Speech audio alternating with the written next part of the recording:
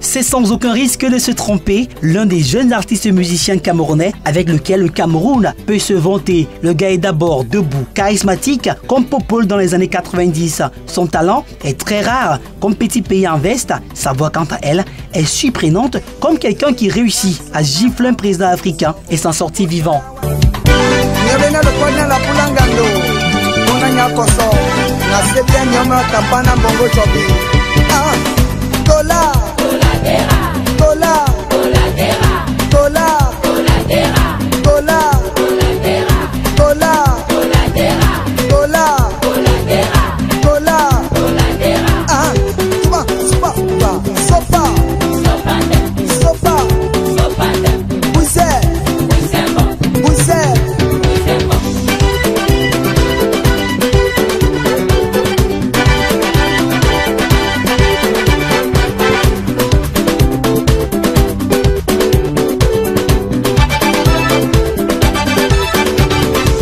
Jackie Kingé, de son vrai nom Georges Jackie Eyadi Kingé, né le 27 septembre 1987 à Yaoundé, est un artiste musicien camerounais. Il est fils de feu Robert Kingé et Moutontone Jacqueline Cécile. Il a grandi à Douala au sein de sa famille maternelle. Après une scolarité quelque peu chaotique, faute de moyens financiers suffisants, il arrête ses études en classe de 5e. Il a alors 14 ans seulement. De cette époque difficile, il a gardé des souvenirs émus de feu de son oncle paternel, Ngando Nicolas, celui grâce à qui sa grande sœur et lui seront scolarisés jusqu'à l'obtention du certificat d'études primaires. Avec l'arrêt de ses études, Jackie Eyadi Kingé enchaîne les petits boulots tandis que sa mère se démène pour faire vivre la famille. Une vie d'adolescent faite en privation et de débrouille. Durant ces années, Jackie se forge une âme de guerrier avec pour toute âme sa passion pour la musique. Et pour faire comme les grands, malgré les réticences familiales, il bricole ses propres instruments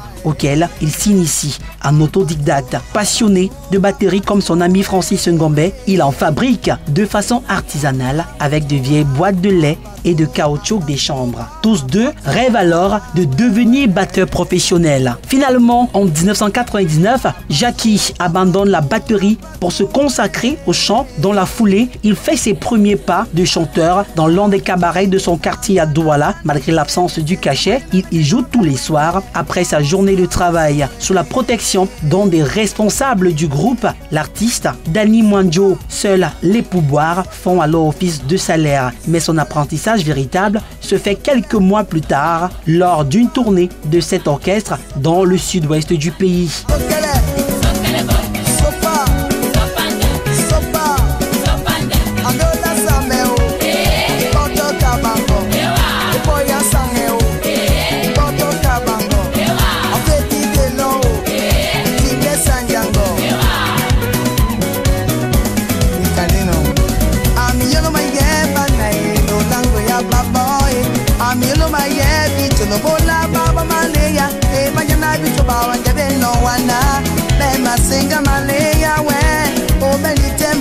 Il apprend notamment à se servir de sa voix comme un instrument. De retour à Douala, après 12 semaines de tournée, Jackie décide de quitter le groupe pour devenir chanteur itinérant. En 2001, à la demande du chanteur Kaïcha Pakito, il intègre le cabaret La Belle Époque. Il y reste quelques mois avant de rejoindre l'orchestre des Brasseries du Cameroun. Mais parallèlement à ses activités musicales, il décide d'ouvrir son propre salon de coiffure afin de rassurer un revenu fixe. Ce métier élémentaire, il avait appris quelques années plus tôt aux côtés de l'un de ses amis. Un soir, au cours de cette même année 2021, ses talents de chanteur sont remarqués par Prince Dédié Yango, l'une des stars de la musique camerounaise. Ce dernier décide de produire son tout premier album intitulé Patou. Le succès est au rendez-vous et Jackie se fait connaître par le grand public. Il cumule alors des distinctions dont celle de révélation musicale de l'année 2002. Porté par cette réussite, il quitte le Cameroun cette année-là pour s'installer en France. 2 ans plus tard, tard, il enregistre son deuxième album et se sépare de son producteur d'un commun accord. À l'époque, il souhaite élargir ses horizons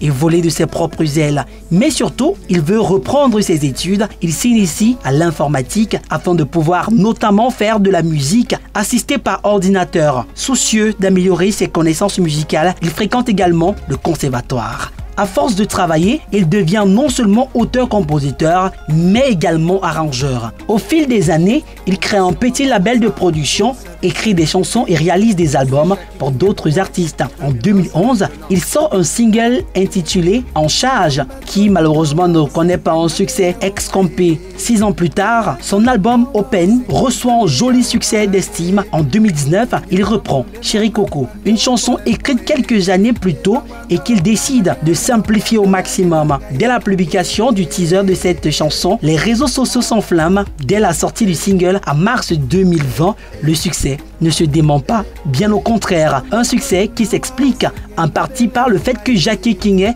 renoue ici avec les bases de Jumakossa, c'est-à-dire les rythmes traditionnels sawa que sont notamment l'assiko, le bolobo et les sewe. Écrite en douala et en français, le texte de cette chanson d'amour est au service d'une histoire contée sous la forme d'une complainte. On y retrouve là l'un des ingrédients essentiels des chants traditionnels les plus populaires. Pour accompagner la promotion du single, Jackie Kingé et ses équipes lancent très vite le challenge Chéri Coco, une idée que lui a suggéré son ami Yves Sopo. Puis le challenge s'est transformé en un concours pour artistes amateurs et fans, remporté par la jeune chanteuse camerounaise Louise Ebeignet. Les réseaux sociaux fourmillent de vidéos d'interprètes de Chéri Coco, une chanson qui marque sans contexte un tournant dans la vie et la carrière de son auteur.